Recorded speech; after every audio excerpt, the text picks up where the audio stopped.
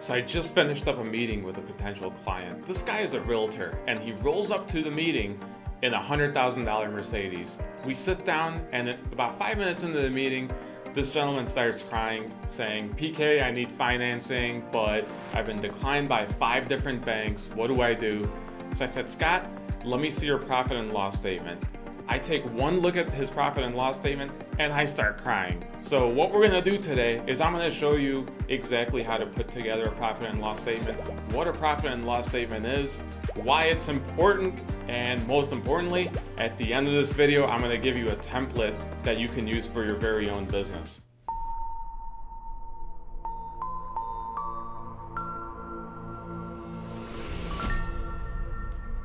So what exactly is a profit and loss statement, or P&L as they're referred to? It's nothing more than your gross sales minus your costs minus your fixed expenses over a specified period of time. This could be monthly, quarterly, or annually. Why are P&L so important? 3 big reasons. Number 1, it helps you keep a pulse on the overall health of your business. Number 2, it makes tax time much easier. You might even save on accounting fees. And number 3, which is probably the most important, is anytime you try to acquire business loan or any kind of business capital, the lender is likely going to ask for a P&L. This is something that we could assist with too, of course. Let's get into the actual P&L. Here's how it works. The top line is your gross sales. Let's say you're an e-commerce business and you sell iPhone cases, for example, and each iPhone case is $20 and you sold 1,000 of them last month. Well, this makes your gross sales $20,000, so you would put that on the top line. The next line down on our P&L is called the cost of goods sold, or COGS. This is basically any cost that's directly correlated to the sale, production, or procurement of your product. In other words, if you didn't have any sales, you wouldn't have any cost of goods sold either. So think about those expenses. In the example that I gave of our iPhone case company, let's pretend that it costs $1.50 to manufacture one of these. And then let's pretend you sell them on Amazon or eBay and it costs 50 cents per piece every time you make a sale.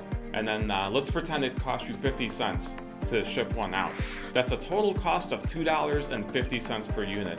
Remember, last month you sold 1,000 of them, so your cost of goods sold would be $2,500. The next line down is our gross profit. This is also referred to as our margin. This is basically your gross sales minus your cost of goods sold. In the case of our iPhone case company, this number would be $17,500. So you got your $20,000 a month in gross sales minus $2,500 in procurement, production, and shipping costs. So you end up with $17,500. All right, guys, the next set of lines down are your fixed expenses. Basically, fixed expenses are expenses that are going to be fixed regardless of whether you sell one iPhone case or whether you sell 1 million iPhone cases. Some examples are rent, utility, telephone, and internet. So let's go back to our case study, the iPhone case company, right? We have $1,500 a month in rent. We have $200 a month in internet and phone, and let's say we have $300 a month in utilities. That makes a total fixed expense of $2,000 a month. The next line down is our interest expense.